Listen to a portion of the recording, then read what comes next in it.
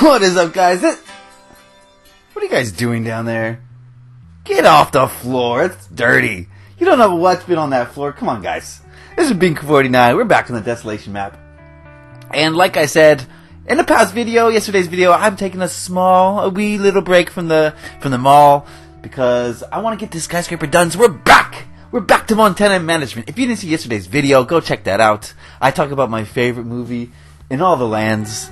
And it's the basis, the inspiration for this floor of the beautiful skyscraper, which still doesn't have a name. Guys, can you help me think of a name?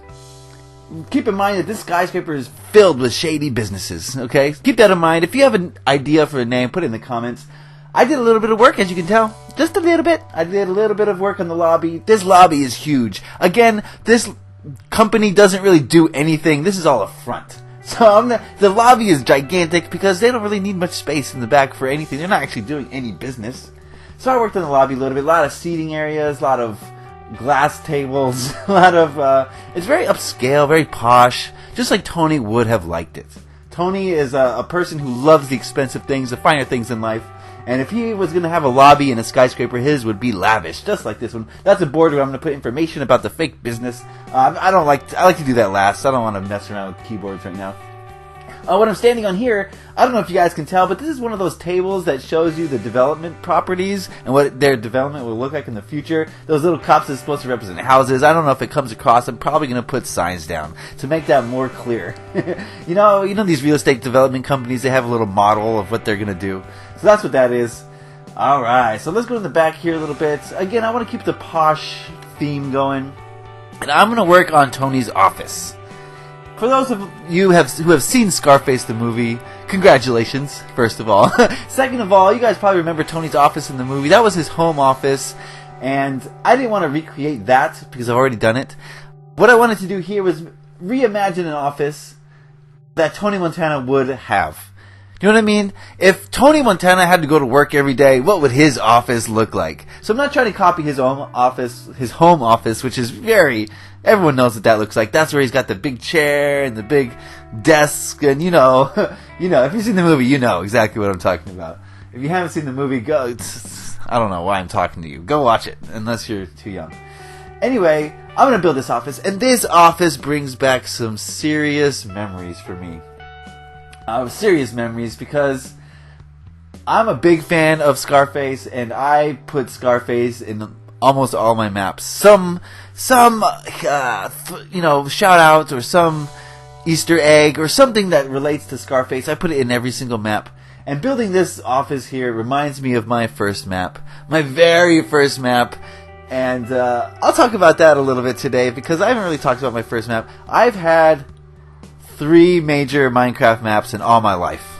The first one was my first survival map where I was learning the game and just starting to, grow into my creativity. Then I had Beanberg, which was a massive survival project on a scale unlike anything I've ever seen personally in console Minecraft. Of course, there's servers on PC with more people. They're always open. They build some crazy things. But as far as Minecraft survival servers, it was definitely the largest I've ever seen or been a part of. And that was a huge project. And the third map I have is Desolation. And you all know Intimate. You're all intimate with the Desolation map, so we won't talk about that. But my first map, oh man, it was a weird collection of things. It was my first map ever, so I started on survival. Of course, the whole map was in survival. No duping, this is before creative mode existed. And I just went to town on it. I learned a lot about it. In the beginning of the map, there was no pistons. There's no sprinting. The food would just replace your hunger straight out. There's no hunger bar. And I got to learn survival mode. I remember one of my first days playing Minecraft. I was down in the mines, and of course I died, as we all do. Who hasn't died in the mines in their first Minecraft adventure?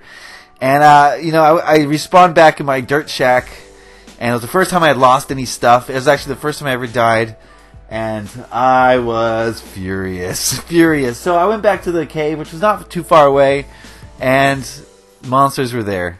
And I had nothing. I had no backups. That was all my stuff. I had no backup sword, no nothing. I didn't know that I would need a sword. I thought I could just run in there and grab it. But the monsters were guarding my stuff. And I died literally, not a joke, at least 25 times.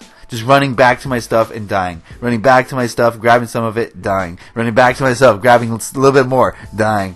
And I did that about 25 times until I eventually rage quit. I was so mad. I was so mad at the game. I spent hours collecting all this stuff, and then it was gone in an instant. And they kept teasing me with it. I would go back to it, I would grab it, and then I would die again. And some creeper would blow up, or whatever the heck happens. So, that was my first experience on that map. But once I got past that part, once I, learned to properly, have some backups of stuff, and, actually wear armor. Once I figured that out, then I started building. And once I started building, that map took off. I think I started with the castle. And of course everyone starts with the castle. It was a small little castle. It was humble, but it felt like home. It was the first time I had made a true home on this inhabitable, hostile, dark world. And it was lit up, and it was light. It was a shining beacon. And I spent a lot of time there, and it was a lot of fun. But then I decided I needed to branch out, so I made another home, and this one was my second home. I believe it was the Snad Castle. I call it the Snad Castle. This castle was, on the water, and it was made completely out of sand and sandstone. It looked pretty cool, I thought. And it was in the shape of a sand castle. It was like a big tower, but it was also a marina, a docking bay, and it helped me to move around my map because it was on the water, and the water connected several other bases. So I made another base. I made a treehouse base, and that was on the water too, and I could get there from the Snad Castle. Then I made a theme park, like a roller coaster area, in another base, and the roller coaster was, it was so cool. It was way before neuropsych ever existed, long before that, and it was pretty cool. I really liked it. And then I made the major project, which was a gigantic castle, and I do mean gigantic, not like Dan Lag's castle. The walls were huge and fortified. This is all survival mode, by the way. It wasn't like an ornate, detailed castle, but it was a huge castle. There's a gigantic creeper statue. There's a huge ball. I can't even describe to you, like, the things in this thing. What else did we have? There's all sorts of PvP arenas. All sorts of things are in my castle. Basically, I never left my castle. I had all the farms needed. I could get animals because they would spawn in my castle, so I almost never had to leave. There are all sorts of defense mechanisms from mobs and from other players in case they came to attack me. I did invite a lot of other players to play on my map. Oh, there's also the mob spawning tower. I forgot about that. I put hours and hours. This is when I was the most addicted to Minecraft, and I would just put hours into this game, non-stop, constant, and all my friends would come. Then I started building. I started focusing more on community. So I built another city across the water. I went big on this. This is all survival too. I built some apartment buildings for people to live in. Someone did some pixel arts on my map. Oh man, it was pretty cool. But the reason I wanted to tell you about this is because inside my castle, I built a secret area, and you had to have a passcode to enter this area. I mean, this is early days of Minecraft when this was all new and exciting. A passcode that only I knew the number to. Like, all these people, they could get into my castle, but they couldn't get into my private quarters because of the passcode. I remember Whiscrum a lot of times would hide in the room where I entered the number and try to, not be seen and try to watch me put in my code, but it never worked. Because I would put in, what I would do, I think it was a 4-digit passcode, but I would put in, 8 digits. So the first 4 numbers, the first 2 numbers were nothing. Then I put in the actual 4 numbers, and then the last 2 numbers were just random. And so basically, he couldn't figure out what the real numbers were. He thought it was an 8-digit code. Sorry, Whiscrum, but I'm not going to let you in that easily. But once you got into this place, you were suddenly in Tony Montana's mansion. For those who have seen the movie, I can't say. I'm going to spoil the movie if I say what it is. Everyone knows that scene in Tony Montana's mansion, if you've seen the movie, and with the staircase, and I built that in Minecraft in survival mode, and one of the funnest builds I've ever done, because I got to watch Scarface while I was building. I really put on Scarface, and I'd watch it while I was building, and so I built his little, his foyer, the statue that says "The world is yours," and the 2 staircases leading up, and then on the second floor, I built Tony Montana's office, which looks a lot like this office here, but not quite. I went for intense realism. I put on the movie, I paused the movie whenever he was in the office. I tried to put every single detail I could possibly put. I went all out for this thing. I even made a song. Do you guys remember the Push It to the Limit song yesterday? Push it to the limit, limit, walk along the razor's edge. You know that song. Go back and watch the video if you don't know that song, because it's so good. Anyway, I made that in Minecraft so you could push a button and it would say push it to the limit in Minecraft music. It was pretty cool. And there's all sorts of Scarface references too in that world. The backyard was a reference to Scarface with the big TM there. But yeah, that was my first world, and I had a lot of fun with it. And the Scarface portions were pretty cool. If you want to see this world, there's actually a video. This video was taken maybe 3/4 of the way through that first world, so it shows most of the stuff I built.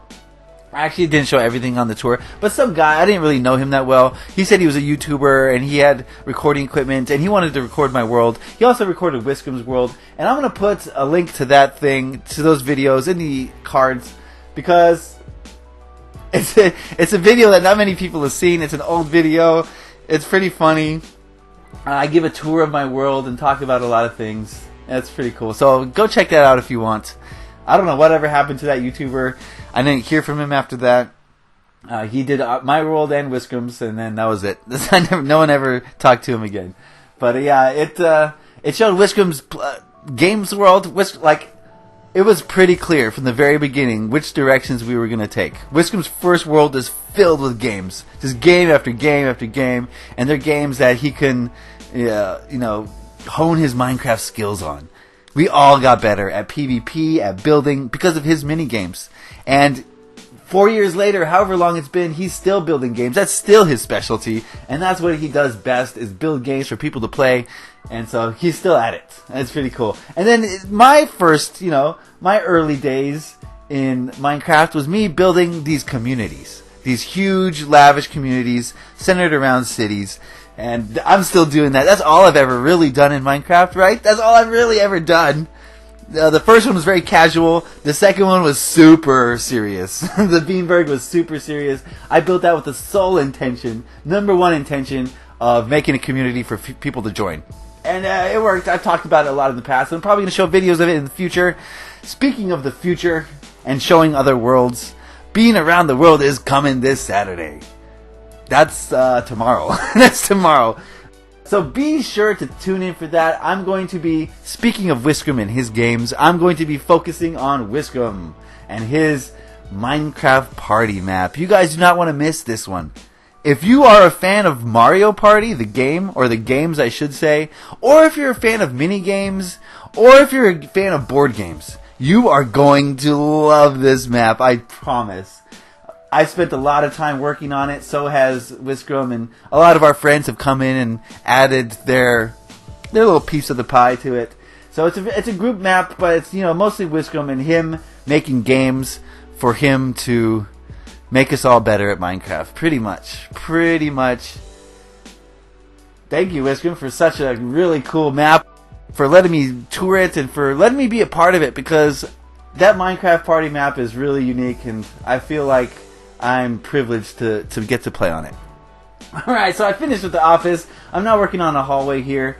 I don't know, I wanted this to be when you walked into this place, I wanted you to think of aristocracy. I wanted you to think of class. Because that was what Tony Montana embodied. He was a criminal from the gutters of Cuba, and he worked his way up to the top. To the top of the criminal underworld. And he had it all. The world was his. And he grew a taste for lavishness, for posh, for bourgeois, so to speak. That's why he's always wearing tuxedos. That's why he's always going to these fancy restaurants. That's why he's driving Porsches around.